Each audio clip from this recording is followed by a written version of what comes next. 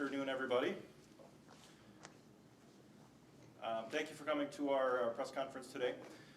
I'm Dodge County Sheriff Dale Schmidt, and with me today I have our District Attorney, Andrea Will, PJ Schobel, our Medical Examiner, and Lieutenant Taylor Nails, who's our Lieutenant over our Criminal Investigative Division. I'll be presenting a series of slides to you today, and then at the end we'll have questions. They'll be available if we have any questions for them. First, I want to start with why are we here and what authority do I have to investigate crimes within the prisons of Dodge County. We're here today because we want to talk to you about 4 deaths that have occurred since June of 2023. And the authority that we have to investigate those crimes is that we actually have 4 prisons which fall within Dodge County. We have Dodge Correctional Institution, Waupun Correctional Institution, Fox Lake Correctional Institution, and the John C. Burke Correctional Center. The Dodge County Sheriff's Office for many years has investigated all crimes that occur within those facilities, all 4 of them fall within the geographical boundaries of Dodge County. I also want to make a clarification, since I have all of you here, none of this has anything to do with Dodge Correctional Institution, but routinely people do confuse the Dodge County Correctional Institution with the Dodge County Jail. They are not one and the same. The Dodge Correctional Institution is a state-run facility which is a prison, and the Dodge County Jail is the county jail run by the county and specifically by the sheriff. Today, what I want to talk about is 4 prison deaths that have occurred within Waupun Correctional Institution in Waupun. We have 4 decedents that have passed away. They occurred on June 29th, 2023, October 2nd, 2023, October 30th, 2023, sorry about the typo there, and February 22nd, 2024. We refer to them as decedents today because there is a constitutional amendment that was passed a couple years ago, regarding crime victims' rights.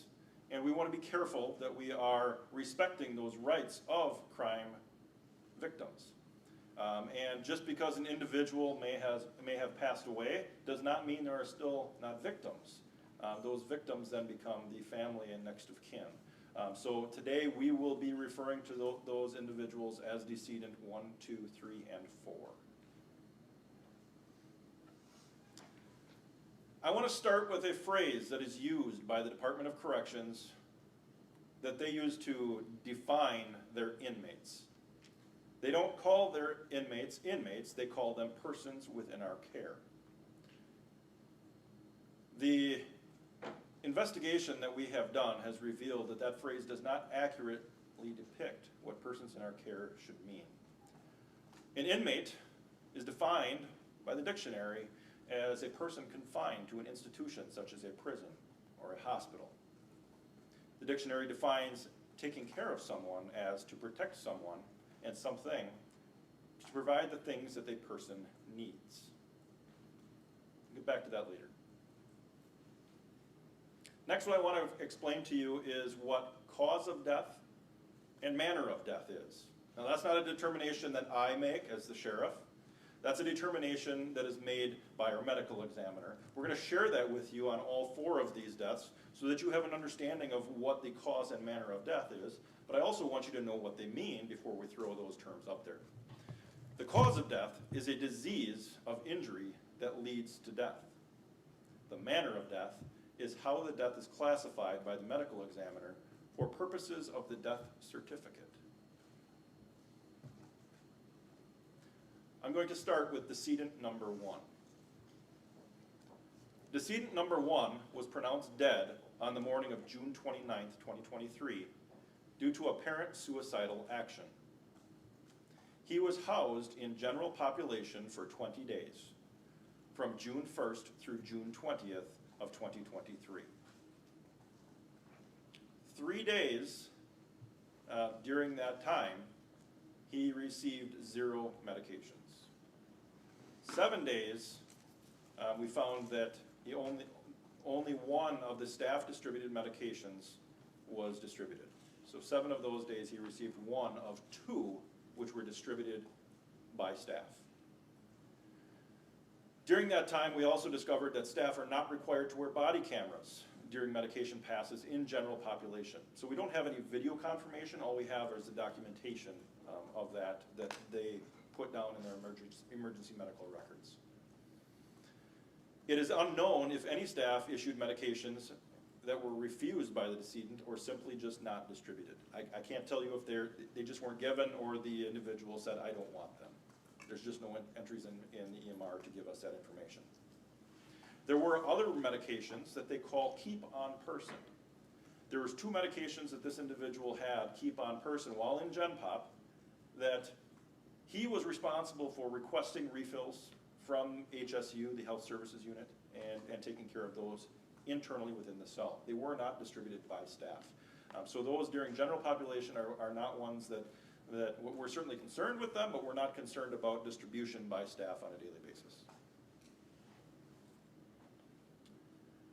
On June 21st through June 29th, decedent number 1 was transferred to the restricted housing unit in Waupun Correctional.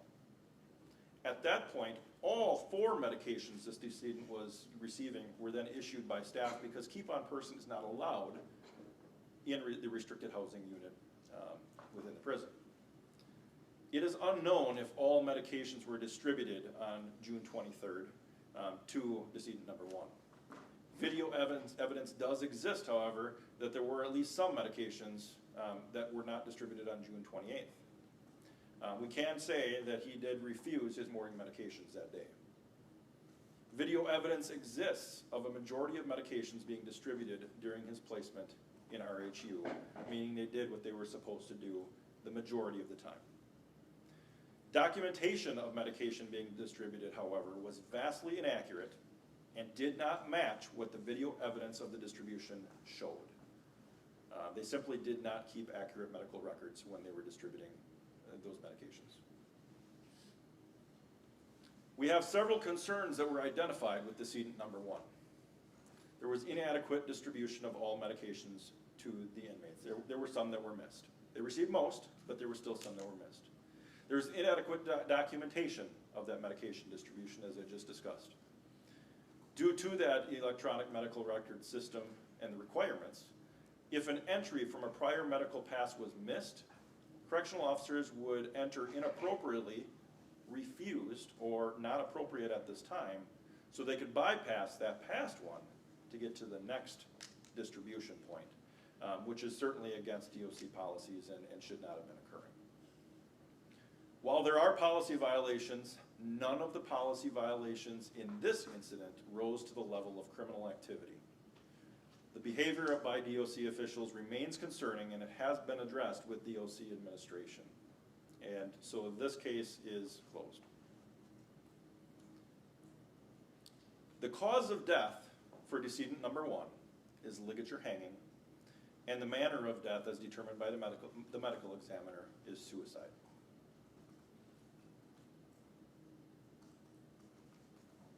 Decedent number 2 was pronounced dead on the evening of October 2nd due to an apparent drug overdose. Decedent number 2 was housed in general population.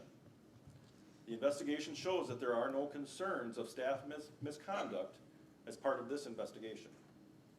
Of great concern, however, is the quantity and frequency of contraband being able to be smuggled into Waupun Correctional Institution. Smuggling of contraband continues to be investigated by partnering law enforcement, and as a result, this case does remain open. Cause of death, acetylfentanyl and fentanyl toxicity. The manner of death is deemed an accident. There are no charges at this point in this incident. Decedent number 3 was pronounced dead on the morning of October 30th, 2023, due to a stroke.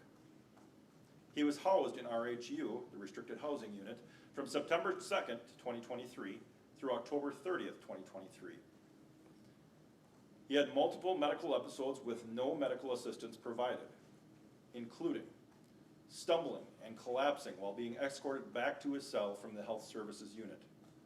There is no documentation provided to any supervisor about this incident.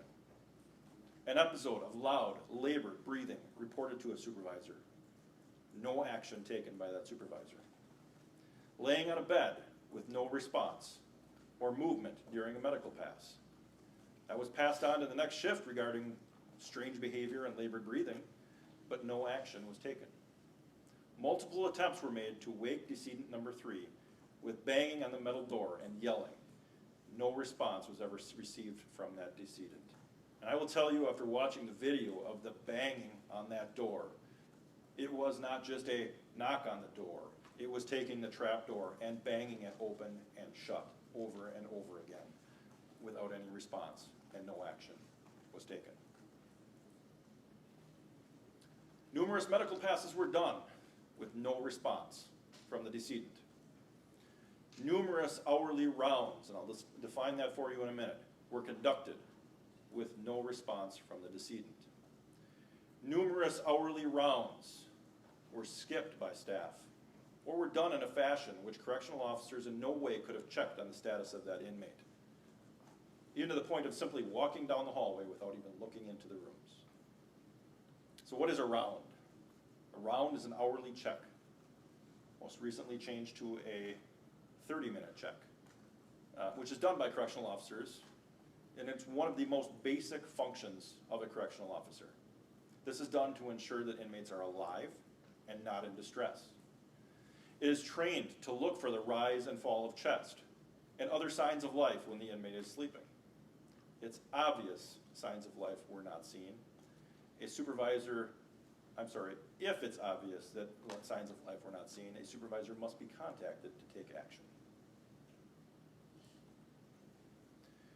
A nurse and a correctional officer finally identified that the decedent needed to be checked on. That nurse was at the end of her shift and relayed to the incoming staff that a cell entry was recommended and a cell entry team would need to be assembled. The incoming nurse, without visiting the decedent's cell, determined that there was no medical need to make entry into the cell of the decedent. Supervisor working also ignored obvious concerning behavior and failed to take action to check on the needs of the decedent. It was determined that the decedent passed away following this time period and likely was in dire medical distress when the incoming nurse determined that there was no medical need to make entry. Evidence shows that the decedent was dead in his cell at least 12 hours before he was discovered on the morning of October 30th, 2023. I'll say that again. He was dead in his cell for over 12 hours until they located him the next morning. Cause of death: multifocal infarct due to multifocal cerebral venous thrombosis. For those who are not in the medical profession, that means a stroke. The manner of death is determined as natural. Decedent number 4 was produced dead during the evening of February 22nd, 2024, due to maltreatment by staff. He was housed in the restricted housing unit since February 13th, 2024. He was found in a cell with a strong odor of bodily fluids and urine. Garbage and clutter was strewn about the cell. The decedent was suffering from mental health concerns and medical concerns. The decedent was discovered deceased by DOC staff at 3:28 p.m. The medical examiner, during his examination at 6:10 p.m., opined that the decedent had full rigor mortis, and while no time of death could be determined, most certainly died during the morning hours, a significant amount of time before he was located. Water was shut off in the decedent's cell numerous times for what appear to be legitimate reasons. Now, what might legitimate reasons be? A cell might be flooded. There may be maintenance issues that are causing concern, or other legitimate reasons why they needed to turn it off for the safe operation. However, when water shutoffs occur, they must be documented. They were not. Notification to supervisors must occur, which most times did not happen. Notifications up the chain must occur, which did not happen. Water appears to have been shut off for significant periods of time, leaving the decedent without water for a significant period of time. It gets worse. Correctional officers failed to feed the decedent 9 out of 12 meals over a 4-day period.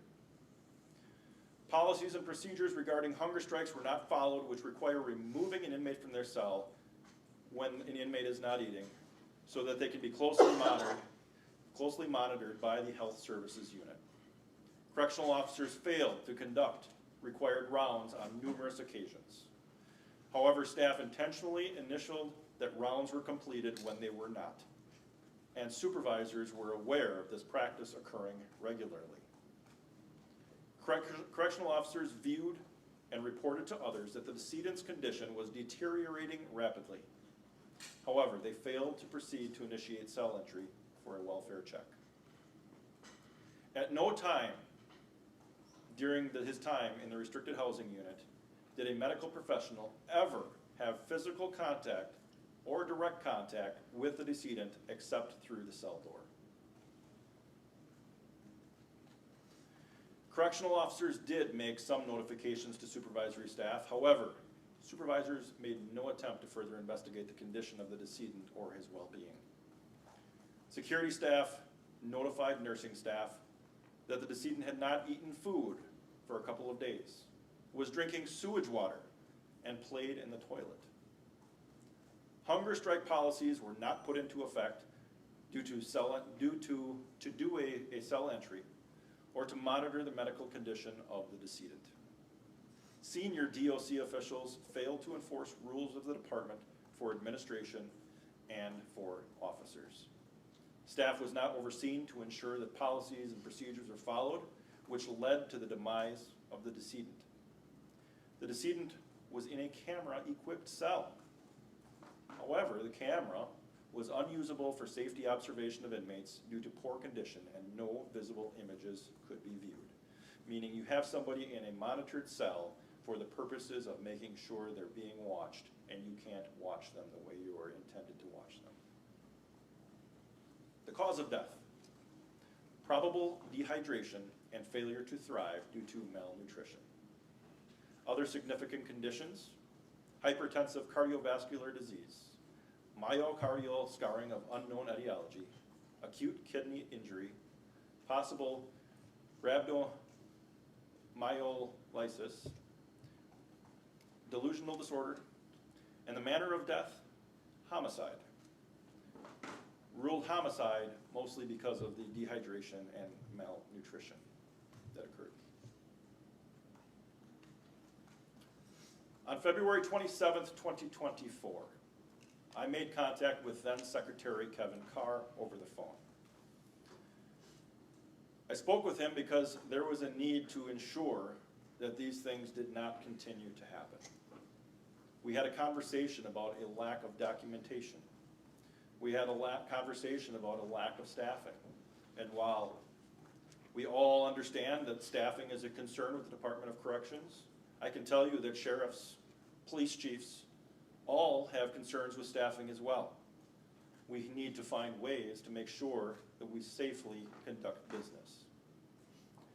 Spoke about the lack of training with staff and arguments that how can we train our staff when we don't have enough people to take care of the floor. I can tell you as an administrator, one of the most important things you can do is train your staff, especially when you're in a situation like this, to make sure they know what they're doing and we don't end up with situations like these. Lack of in-person and timely investigations by internal affairs. Internal affairs investigations take time. I certainly understand that. But what we were seeing is a significant amount of time for these internal investigations to take place and for action to be taken. Additionally, many of the interviews are done remotely, which I can tell you from an investigator standpoint, you cannot properly interview people remotely and be able to read the room and do a proper investigation. Lack of procedures being followed for proper cell checks. I think we've talked about that already. Lack of consistent staff. They have staff being brought in from all over the state, taking on a prison for 2 weeks and then returning. Understand they're trying to fill spots, but certainly creates a consistency issue. Lack of accountability. Lack of accountability really falls to making sure that your staff know what they're doing, making sure they're trained, making sure they're following policies and procedures, and when they're not, ensuring that they are trained on what to do. It's very important that you don't have supervisors reinforcing that it's okay to sign a log that was not accurate. All of these things contributed to the deaths that occurred at WCI. My intent of the conversation with the secretary was to bring light to the issues and ensure no further tragedies occurred. I was done with these deaths occurring in these prisons. 4 is 4 too many. Secretary Carr was agitated by the information presented, and he should have been. However, he did not take any personal responsibility, but rather shifted that blame to Warden Hepp and the culture of Waupun Correctional Institution. Not saying he's wrong in that, however, there needs to be some responsibility from the top down, and it was clear that there was none there. 3 days after my phone conversation with Secretary Carr, he submitted his letter of resignation to the governor with only 1 week notice. I do not find that to be a coincidence. It was also brought to my attention later that there were similar type incidents that have occurred at Green Bay Correctional Institution. They were investigated in Brown County. No criminal charges were filed in those incidents. However, we have similar issues that occurred during those incidents. And a stern warning was issued by the investigator to the Department of Corrections, meaning this is not isolated to one facility in the Department of Corrections. We have several missteps that we have highlighted, that we want to make sure are corrected. We are operating the oldest prison in the state of Wisconsin at a dangerous and reckless manner. In fact, Waupun and Green Bay Correctional Institution are 2 of the oldest 10 prisons in the entire country. We are failing to properly staff these facilities. Waupun Correctional has over 50% vacancy of staff. We are failing to properly update the facilities to be safe for our inmates and for the staff. For example, water shutoffs. There is no way for us to be able to go back and track how long the water was shut off. The only logs that they have are paper handwritten logs. In this day and age, we should be having proper logs to make sure that we know the water is off. That oncoming staff know that it wasn't accidentally shut off by somebody in on a previous shift. Failure to properly update or replace the housing units. Failure to train staff and reinforce staff. Failure to hold staff accountable. You've heard these already here today. Failure to keep inmates of the institution safe and, most importantly, alive. Failure to provide a safe and efficient facility for staff to work at. Failure to ensure policy compliance. Failure to document. One of the most basic responsibilities of a correctional officer and their staff. Recommendations. I don't like to come with a complaint without having possible solutions. My recommendations to the state of Wisconsin are you seriously consider renovating the housing units or closing and replacing Waupun Correctional and Green Bay Correctional. The governor has indicated to the legislature, who I have spoken with, he's not in favor of building another prison. I would ask, why not? 1 new prison could replace 2 prisons. Or 2 renovated prisons would be much better than what we have now. It will save lives. It will provide for a more humane treatment of inmates. It will provide a need for less correctional officers. The housing units that they have now require too much staff to do what they need to do. Wouldn't it be great to be able to reduce the amount of staff needed to run a facility? Provide proper and updated monitoring technology so the cameras work, so that you know when the water is on, you know when the water is off. You're able to properly monitor medication pass. Provide accountability measures to staff. We have to make sure that the staff that are in these facilities are being held accountable for their own benefit, and provide a safe environment for inmates and for staff. I can tell you that my staff has investigated over 250 cases a year in the prisons in Dodge County, and we don't have time to investigate the rest. There is more that can be done to hold inmates and staff accountable within these facilities. Additional recommendations. The Wisconsin Department of Corrections should immediately implement the same standards as are required for all Wisconsin jails. Every year, the Department of Corrections comes through per statute, and they do an inspection of my jail and the other 70 jails in the state of Wisconsin. And they provide me with a report, and they provide the department with a report of the various things that need to be worked on. Are we perfect? Absolutely not. Am I expecting the Department of Corrections to be perfect? Absolutely not. Are there going to be some deficiencies? There will be, because we are not perfect. But I will tell you that our inspections have made us better, and that's the purpose of it. Those inspections identify issues that we need to correct every year. They don't have that for the Wisconsin prisons. Each warden is responsible for ensuring the safety and security of the prisons within their control. But there's no inspections. They need to start. And I would call on the legislature to enact legislation to make it the same. So we're all playing on the same field. It's interesting the Department of Corrections are the ones who do the inspections here. Cameras, especially in observation cells, need to be fixed to allow for proper monitoring of inmates. Give your correctional staff additional resources to make sure the people that they are taking care of are safe. And provide training to not only your frontline staff, but to your supervisors. If you don't provide the training and then reinforce it with accountability, you will set your staff up for failure. And failure is not an option when you are dealing with the lives of the individuals that you are charged with. Serious reforms need to occur to prevent the entry of contraband into the institutions. Body scanners. I know there are some in the prisons, but we need to make sure we're scanning individuals coming and going from the prisons to prevent contraband from getting in and out. Out is okay. Getting it in. Thorough searches of not only visitors, but staff. We need to make sure nothing is coming into these prisons. Strict policies and procedures that prevent smuggling of contraband.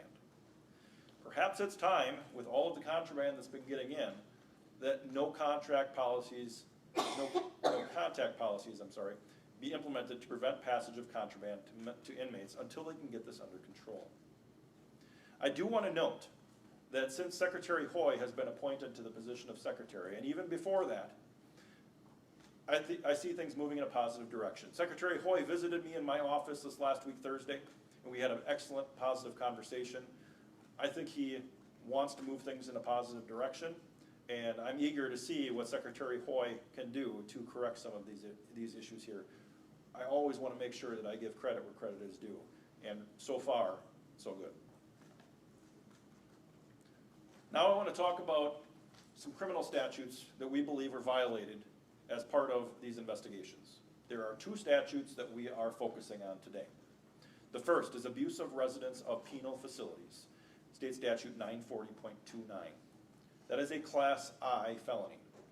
I will read the statute for you so you all have a good understanding of what it is. The abuse of residents of penal facilities. A person in charge of or employed in a penal or correctional institution or other place of confinement who abuses, neglects, or ill-treats any person confined in or a resident of any such institution or place, or who knowingly permits another person to do so is guilty of a Class I felony. The other statute, misconduct in public office, Statute 946.12, sub 1. This has other subsections, but this is the one we're focusing on. Misconduct in public office, any public officer or public employee who does any of the following is guilty of a Class I felony. Intentionally fails or refuses to perform a known, mandatory, non-discretionary, ministerial duty of the officer's or employee's office or employment within the time or in the manner required by law.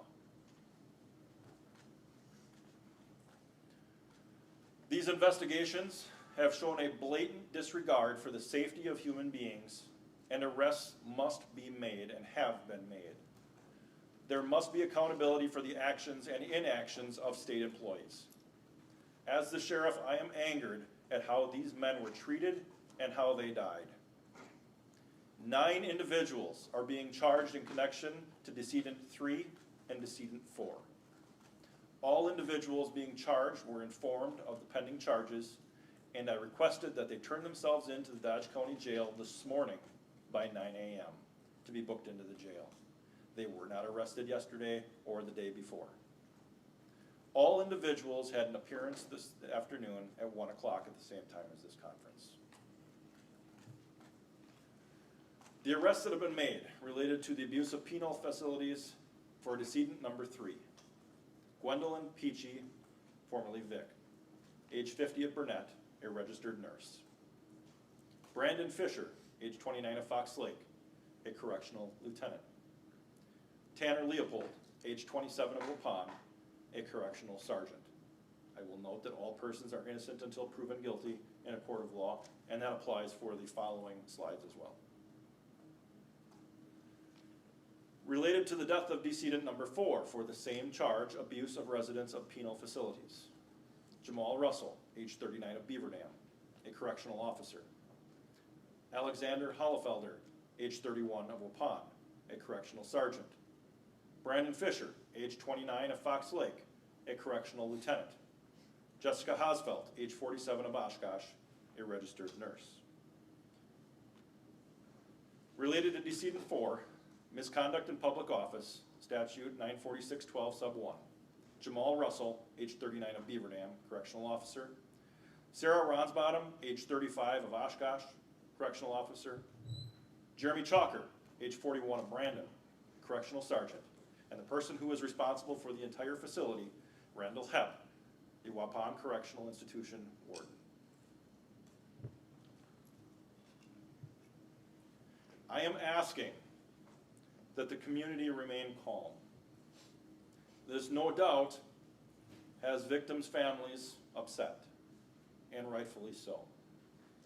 I'm by no means as upset as they are, but these cases have infuriated me. We are asking people to remain calm. Investigations have been lengthy. I know many of you have contacted me many times over the last several months asking the status. Unfortunately, I haven't been able to release that until now. We need to make sure information is released at the proper time. Accountability will now occur, which is what people are looking for. The First Amendment will be protected. If there are individuals who do want to voice their concerns, they certainly can do so. What I want to caution the public on is if there are any vigils or protests that occur, which I'm hoping doesn't happen because we're holding people accountable, that you cannot exercise your First Amendment right of free speech while violating another law. We will support anybody who exercises their freedom of speech. But if anybody violates another law in doing so, i.e. blocking a street or blocking traffic or any other crimes, we will take action and we will make arrests. We are happy to protect anybody who does want to exercise their freedom of speech, however. Persons in our care, I'm coming back to this. This phrase bothers me at Waupun Correctional Institution. It is not a phrase that I would use at Waupun Correctional Institution. These people were not cared for. And they are people. They were not cared for at Waupun Correctional. And we are going to hold those responsible accountable. In conclusion, there are criminal complaints that our district attorney has filed. Those will be available for you at the Dodge County Clerk of Court's office at the courthouse. You can make contact, they'd be happy to get you copies of that. We will not provide additional information outside of what is in that criminal complaint. And really, we aren't going to take a whole lot of questions about the incidents themselves we'll refer you to the criminal complaint on those. We ask that you respect the privacy of the families. This is difficult for them. They are struggling with this. Please, if they ask you, I don't want to talk to you, please allow them, let them be.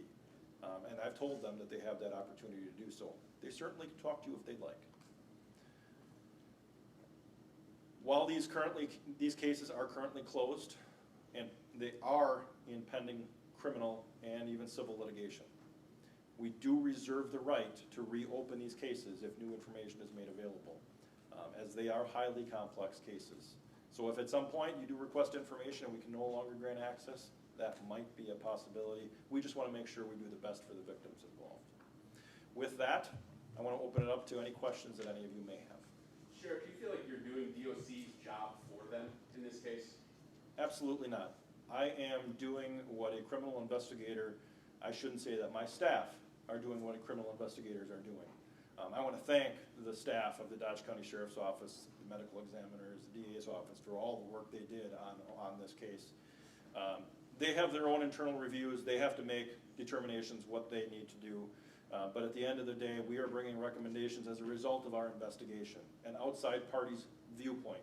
I hope they take those recommendations seriously, but that's my job to do that investigation and provide feedback to them. Let me rephrase that quickly. They did their own investigations. Theoretically, they should have come up with the same conclusions that you did. Those are questions for the Department of Corrections. Maybe they have. I can't answer for them. Sheriff, why are you concluding these investigations if the federal probe is ongoing and Evers has asked not to conclude in a letter sent out today? The federal investigations are not into these death investigations. They're two separate investigations altogether. The federal investigation, while we worked closely with them, are not into anything that we talked about here today, short of the contraband issue. Two totally different issues. That's why we are able to close them. If something comes to light as a result of their investigation, or something else that we find, then we will open this up. Something you need to understand about federal investigations and local investigations is one doesn't supersede the other. Your local sheriff and police department are the primary law enforcement agencies. And if you talk to the FBI, they will always tell you we are here to support the local law enforcement agencies. We have an excellent relationship with our FBI partners. In fact, I had a conversation with one of the supervisors about this last week. So we control the investigation here into the death investigations. What they do separately is different, but I will tell you they have been part of our meetings. What about the 20 people that are still under investigation in DOC's internal probe? And you're shutting this down right now. The governor's saying, please don't. We have a bunch more people we're looking at. Why are you closing this investigation? Because we have completed our portion of the investigation. The governor does not have our documents, does not know what we have seen, nor do the Department of Corrections staff. We have completed our investigation.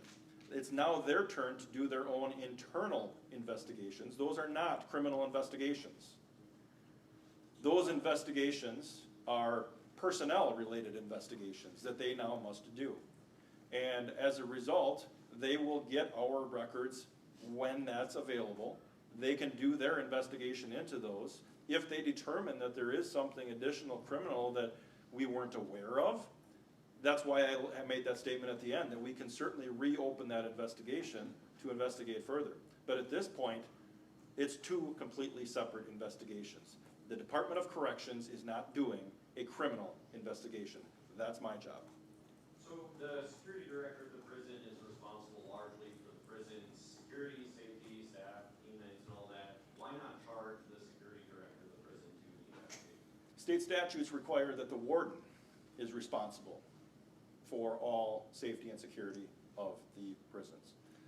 When you're reading through statutes, a lot of times what we have to do, and we work closely with the district attorney to do, is do those statutes, can you reach a burden of proof of beyond a reasonable doubt that statute was violated?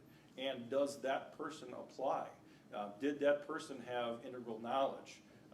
And so those are the things that we have to weigh in determining if there is criminal charges that need to be made.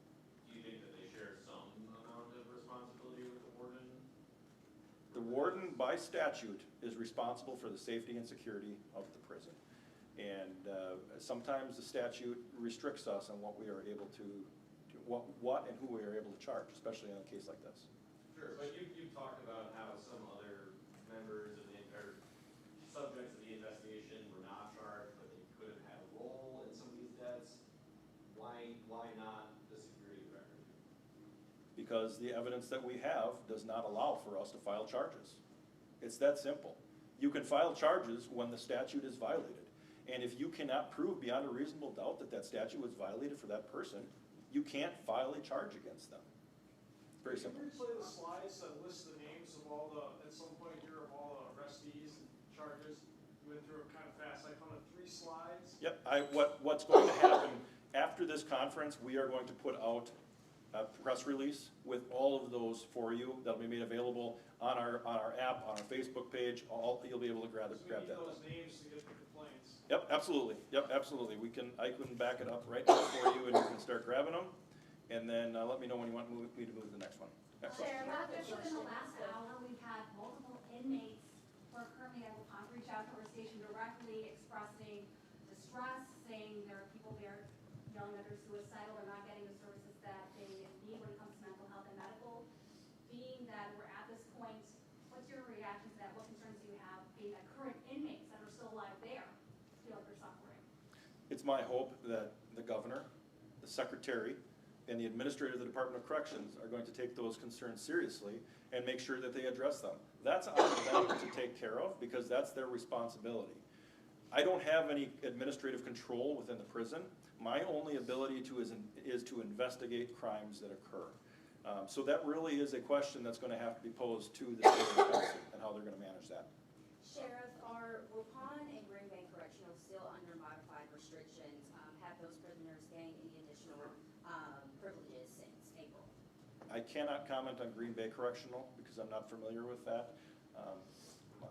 I don't have the answer as to, I know that restrictions have been loosened. I don't have the exact answer on to what extent. That's a great question for the Department of Corrections.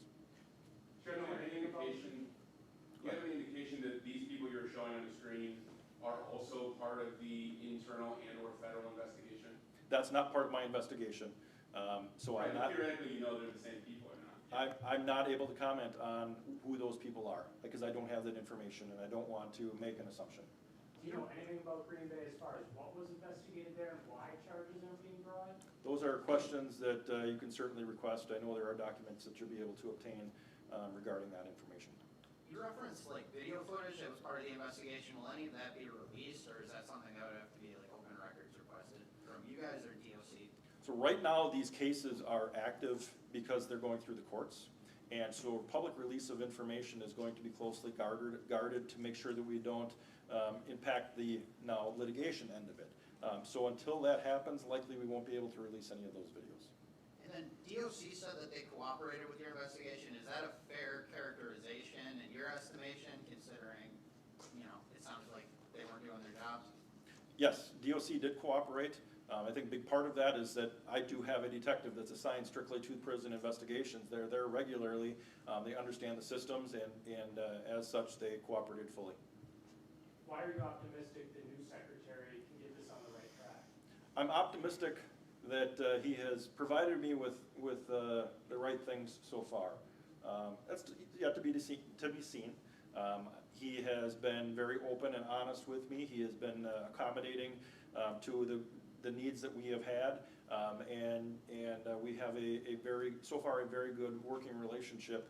And I'm optimistic and guarded optimism, of course, but I like to give credit where credit is due, and he has earned that to this point. Yes, sir. Over there. Can you talk about the length of time for you to go away for a Class I felony? I think that's a great question for our district attorney.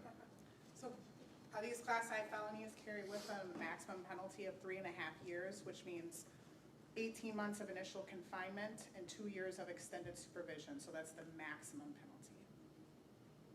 Local scanner reports are talking about there were 3 Narcan doses administered yesterday to an inmate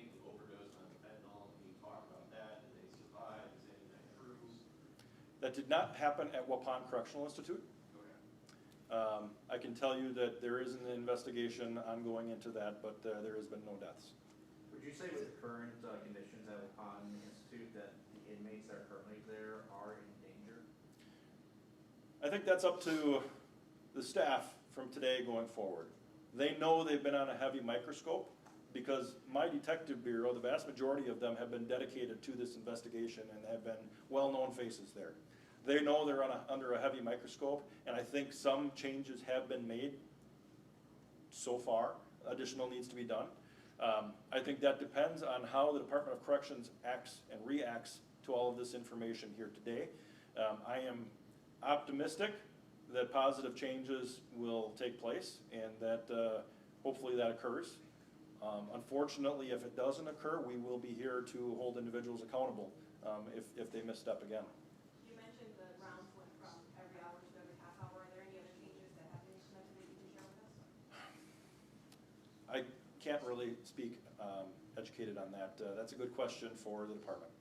Can you think that the treatment of the inmates occurred because of the lockdowns, or the lockdowns made it worse? I do not believe that the lockdowns had anything to do with any of these deaths. In fact, the lockdowns should have made it better for the accountability and ensuring the safety of this facility.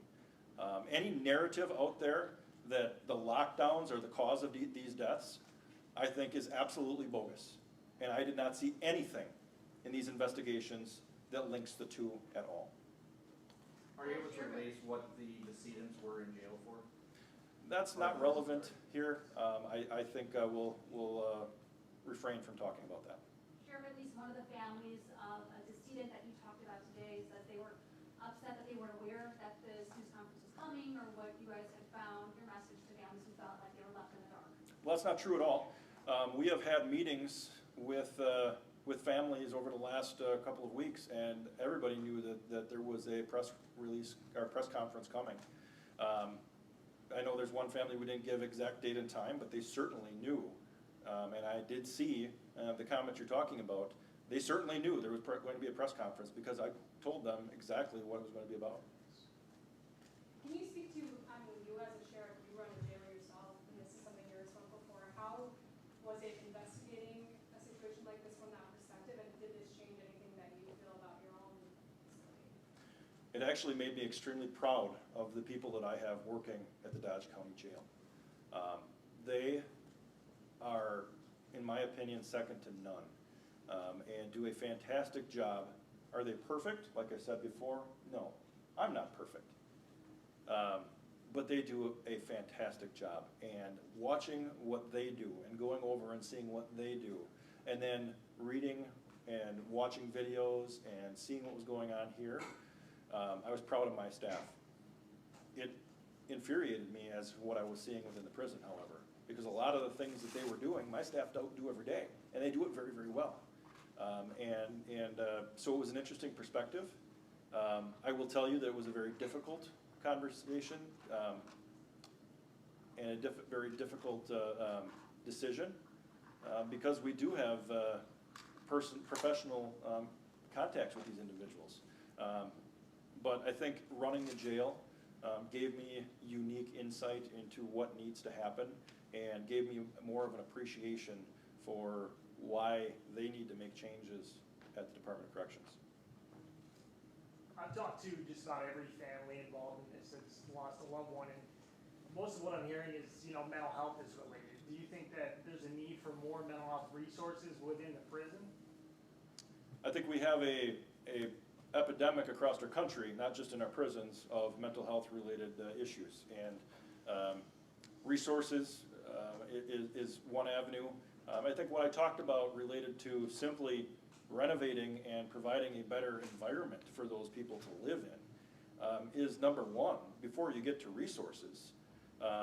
Having an environment that you can control, having an environment that you can make sure that there's easier access for mental health staff comes before you provide additional resources. Because in a prison setting, I'll tell you, getting in and actually talking to somebody outside of looking at them through a small little window is virtually impossible in a setting like they're in right now. The environment is number one. They cannot make, shouldn't say they cannot, it'll be very difficult to make improvements to the mental health treatment of inmates in the environment they're in right now. It's a good question. You mentioned that you spoke with Kevin Carr, and shortly after that conversation, he resigned. I guess, or is there any chance he, I guess why he was head of DOC and there were all these issues, why wasn't he charged? Is there a probe into him and what he knew, when he knew it? That's a very similar answer to the question that I answered before. The statute requires that the warden be responsible, not the Department of Corrections secretary. I'm not saying that we didn't investigate all avenues, because certainly we always do when we do criminal investigations, but you have to go back to the statute. And the statute holds that certain individuals responsible. And really at this point, based on the evidence we have, the statutes that were charged are the ones that are applicable. Is Warden Hepp still in your custody? I am not confident if he still is, or what happened after the initial appearance at 1 o'clock. Is there a federal hold on him at all? No. Can you clarify, did all 9 individuals voluntarily turn themselves in today? Yes, they did. It seems that really falls under the umbrella understanding of neglect. Is there any indication that any of that neglect may have been retaliatory for difficult inmates, or was it all just umbrella? I do not see anything that there was any intent at all. This is just a failure to do your job. Take 2 more questions and then we'll end the conference here today. Do you know if Warden Hepp is still acting? Warden, I don't know if you can even answer that. That's a question for Department of Corrections. I can't answer that. Why was nobody charged with homicide if it was ruled a homicide? You know what, that's a good question. I'm going to have the medical examiner explain that. So when I determine manner of death for the purposes of signing a death certificate is different than the criminal charge of homicide as determined by the DA. And so manner of death and homicide just means that another person was involved in the death of a person. It is not the legal definition or what the DA would charge. The DA can charge however they want on any of the manners of death. DA, same question. So I think when you read the criminal complaint, it'll become more clear. In order to charge homicide against any individual, I have to show that one individual or several individuals were responsible for this. And I don't think that it was any one individual that was responsible. Our criminal code, even negligent homicide does require an element of intent. And like the sheriff said, I don't think that there was any intent in these cases. I think this is purely one of neglect. So it was a discretionary decision that I made based on the evidence and what I thought I could prove in a court of law beyond a reasonable doubt. All right, thank you. Did you get all of the names, sir? Yep. Okay. All right. Thank you, everybody, for coming today, and I appreciate you covering this. Have a good day.